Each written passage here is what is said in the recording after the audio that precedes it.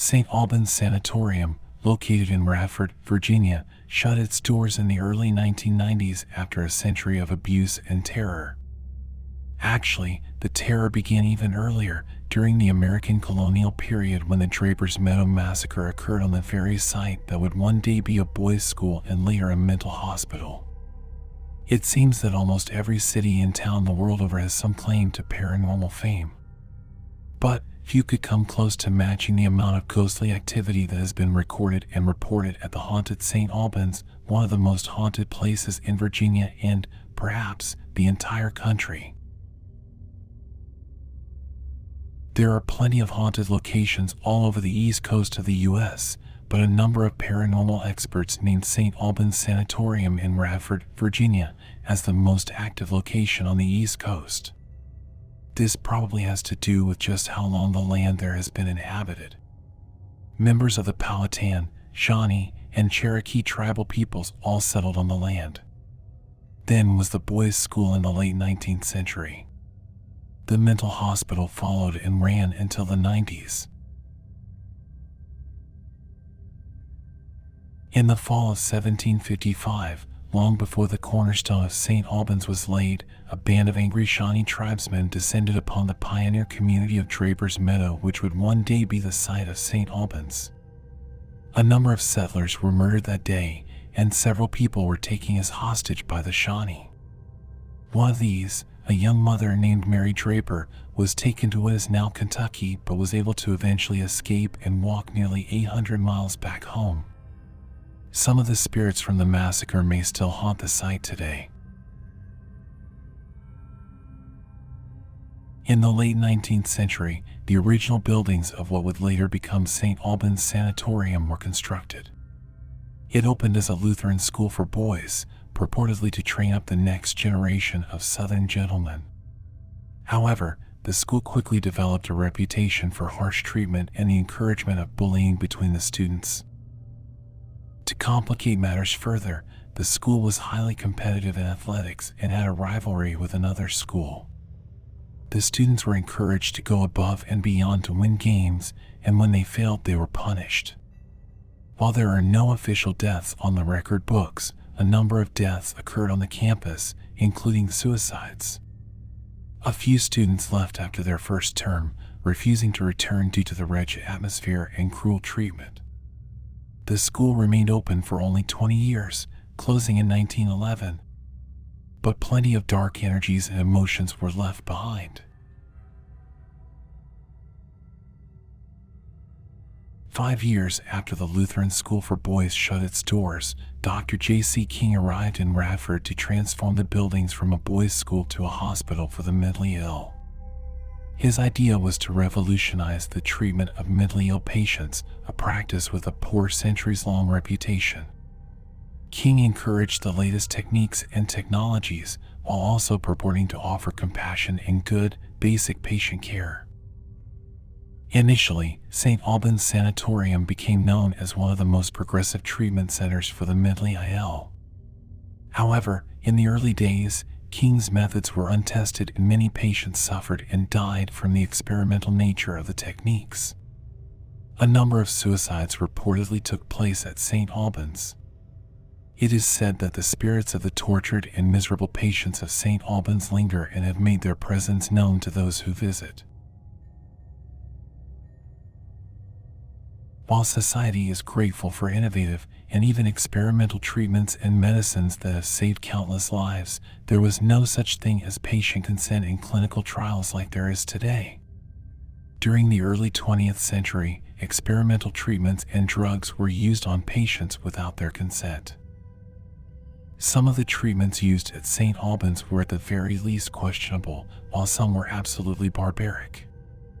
Some of these included something called insulin coma therapy, electroconvulsive therapy, and hydroshock therapy. Patients were often left alone for many hours in treatment rooms, strapped to gurneys while they received frightening and painful treatment. Some of the mentally ill patients suffered a further decline in their health, while others died as a result of the treatments. One of the most paranormally active areas inside modern-day St. Albans is the suicide bathroom. In this bathroom, 4 documented suicides took place. The ghostly activity emanating from this room is said to be more aggressive than any other spot on the property.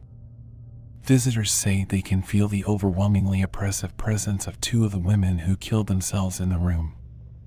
Some visitors claim to see full apparitions of the suicide victims, floating lights, and paranormal experts have made recordings of disembodied voices heard in the room. Another hotbed of ghostly activity at St. Albans is the sanatorium's bowling alley. It is said that an evil entity dwells there, and some have reported seeing a set of red eyes floating in the room. Others claim the ghost of a little girl, named Allie, lingers there. She may have been the daughter of one of the hospital's patients. Also, the ghost of Gina Renee Hall, who was murdered near St. Albans in June 1980, is said to roam through the bowling alley. Another area of paranormal activity at St. Albans is the hydrotherapy room. Here's where some of the worst sort of treatments were carried out on patients. The term hydrotherapy may sound like something akin to a relaxing spa, but that was not remotely the case at St. Albans. Patients were either wrapped up tightly like mummies in icy towels or bound to gurneys. They were also sometimes strapped into steaming pools of water, unable to move or escape. Sometimes they were left there for days at a time. Other patients were violently hosed with water from a fire hose. Perhaps the creepiest side of paranormal activity at St. Albans is Donald's room. Paranormal investigators have left this room shaken and baffled. The story of the room is that a maintenance man named Donald lived on the St. Albans campus and was a known pedophile. He expressed regular interest in luring young male patients to his room because he wanted to get them into his closet.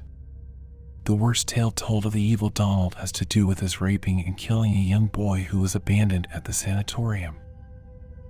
According to one paranormal expert, a visit with Donald's spirit that was so remarkable it bears including here. Our approach with Donald started off as our retired police detective, Mike, tried to get a remorseful confession out of Donald using a ghost box. After that, things got weird. Really weird. We started playing this little game with Donald that I'll call You Light Up My Periscope. I'll get into your closet with you, you homicidal ghost. All the guys in the room took turns talking to Donald, getting into his closet. Donald would respond by lighting up the periscope, cutting up and laughing with us through the use of the ghost box. The entire session was irreverent, but not disrespectful to Donald. We did thank him for his time, but he left our minds more than a little blown, to say the least.